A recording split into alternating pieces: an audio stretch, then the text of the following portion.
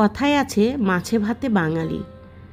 আর আজকে আপনাদের সঙ্গে দুর্দান্ত একটা স্বাদের মাছের ঝোলের রেসিপি শেয়ার করব। আর এই মাছের ঝোলটা হচ্ছে বাঙালির আবেগ।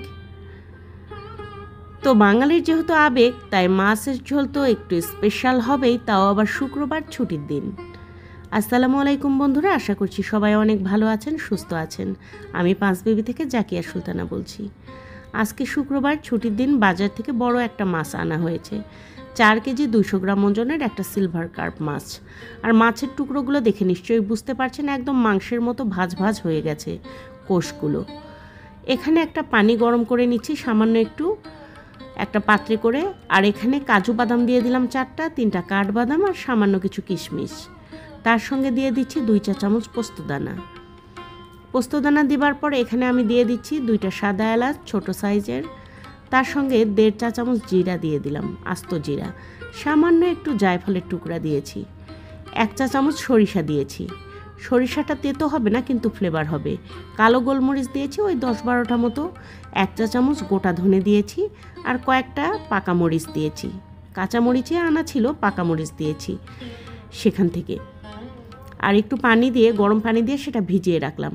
আধা ঘন্টা পর এগুলো আমি বেটে নিচ্ছি। আপনারা চাইলে শিলপাটাতেও মিহি করে বেটে নিতে পারেন, তবে ব্লেন্ডারে বাটলে একটু সময় কম লাগবে, তাই ব্লেন্ডারে নিয়েছি। আর এখন আদা রসুন এর সঙ্গে দিয়ে দিলাম, আর পেঁয়াজ একটা দিয়ে আবারও সুন্দর করে পেস্ট করে নিলাম একটা। আর এখানে 8 পিস মাছ নিয়েছি। পেটির দিকের অংশ নিয়েছি 4টা, আর পিঠের দিকের অংশ নিয়েছি 4টা, মোট 8 টুকরা। একটা কড়াইয়ের মধ্যে সয়াবিন তেল দিয়ে সামান্য কিছু পেঁয়াজ কুচি দিয়ে ভেজে নিচ্ছি। তো বন্ধুরা, এতক্ষণও যারা ভিডিওর সঙ্গে আছেন, ছোট্ট করে একটা লাইক দিয়ে দেওয়ার অনুরোধ করছি। এখন গোটা জিরা ফোড়নে দিয়ে দিলাম, আর 2টা দারচিনি দিলাম। আবারও হালকা করে নেড়েচেড়ে ভেজে নিচ্ছি পেঁয়াজগুলো। যখন হালকা রং একটু ধরেছে, তখন এই মিশ্রণটা দিয়ে দিলাম মশলার। আর তেলের মধ্যেই খুব ভালোভাবে মশলাটা কষিয়ে নিব। এই সময় চুলার জালটা হালকা রাখতে হবে, কারণ বাদামের প্রবণতা হচ্ছে নিচ থেকে লেগে যাওয়া। বাদাম যেহেতু দেওয়া হয়েছে আঠালো হবে, তাই নিচ থেকে লেগে যাবে। চুলার জালটা একটু হালকা রাখলেই ভালো। হালকা হিটেই মশলাগুলো কষিয়ে নিচ্ছি। সেই সাথে পরিমাণ মতো হলুদ, লবণ এবং গুঁড়ামরিচ দিয়েছি। কাঁচামরিচ আর গোলমরিচ যেহেতু আগেই দেওয়া আছে, তাই মরিচের পরিমাণটা একটু বুঝেই দিতে হবে। খুব ভালোভাবে একটুখানি ব্লেন্ডারের পটটা ধুয়ে পানি দিয়ে কষিয়ে নিচ্ছি। বন্ধুরা, আজকে আমার চ্যানেলটি যারা নতুন ভিজিট করছেন, চাইলে কিন্তু সাবস্ক্রাইব করে দিয়ে পাশে থাকা বেল আইকনটি বাজিয়ে অল অপশনে একটা ক্লিক দিয়ে দিতে পারেন। এতে করে আমার সকল ভিডিওর নোটিফিকেশন আপনাদের কাছে আগে ভাগেই পৌঁছে যাবে। যারা কাজটি আগেই করে দিয়েছেন তাদেরকে জানাচ্ছি ধন্যবাদ। আর দেখতে পাচ্ছেন, যখন মশলার তেলটা একটু উপরে ভাসা ভাসা হয়ে উঠেছে, তখনই মাছগুলো দিয়ে খুব ভালোভাবে উল্টে পাল্টে মশলার সঙ্গে মাখিয়ে নিলাম। আর এখন ঢাকনা দিয়ে ঢেকে দিচ্ছি।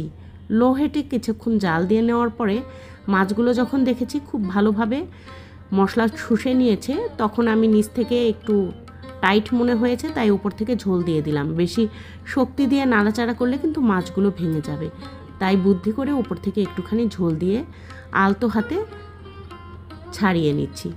পুড়ে কিন্তু লেগে যায়নি। বাদাম কিংবা ঘন গ্রেভির তরকারি এরকম কষানোর সময় হয় একটু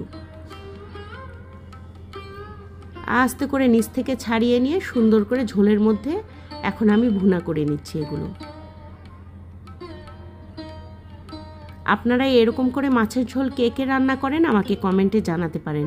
আর আপনারা কোথা থেকে দেখছেন সেটাও কমেন্টে জানাতে ভুলবেন না প্লিজ, কারণ আপনাদের ছোট্ট ছোট্ট মিষ্টি মিষ্টি কমেন্টগুলো পড়তে আমার ভীষণ ভালো লাগে। আর নুন ঝাল চেখে দেখেছি, একদম পারফেক্ট আছে। ঝোলটা একটু কমে গেলেই নামিয়ে নেব। নামানোর পরে যেহেতু বাদাম দেওয়া আছে, গ্রেভিটা আরও বেশি ঘন হয়ে যাবে। উপর থেকে কয়েকটা কাঁচা পাকা মরিচ দিয়ে ঢাকনা দিয়ে আবারও ঢেকে দিলাম। চুলার জালটা সদ্যই অফ করেছি। এখন আমি এখানে ভাজা জিরার গুঁড়া ছড়িয়ে দেব। সামান্য ভাজা জিরার গুঁড়া নিয়েছি, উপর থেকে ছড়িয়ে দিয়ে আবারও ঢাকনা দিয়ে ঢেকে রাখলাম। আমার রান্নাটা কমপ্লিট। কিছুক্ষণ দমে রাখার পর নামিয়ে নিয়েছি। এখন আমি একটা পাত্রে আপনাদেরকে পরিবেশন করে দেখাচ্ছি। দেখুন কতটা সুন্দর হয়েছে, একটা মাছও ভেঙে যায়নি, অথচ খুব সুন্দর হয়ে রান্না হয়েছে, আর গ্রেভিটাও কি সুন্দর ঘন হয়েছে। আর এটার ফ্লেভার এত সুন্দর হয়েছে, আমার ছোট ছেলে এসে অলরেডি আমাকে বলে গেছে মা আজকে মাংস ভুনা হচ্ছে কি না।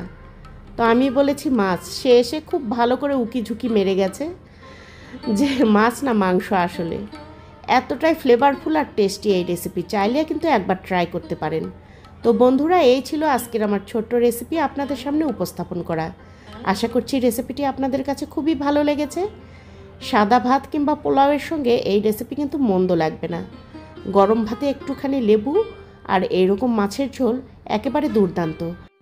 এতক্ষণ সাথে থাকার জন্য ধন্যবাদ। আজকে এখানেই শেষ করছি। সবাই ভালো থাকবেন, সুস্থ থাকবেন। আল্লাহ হাফেজ।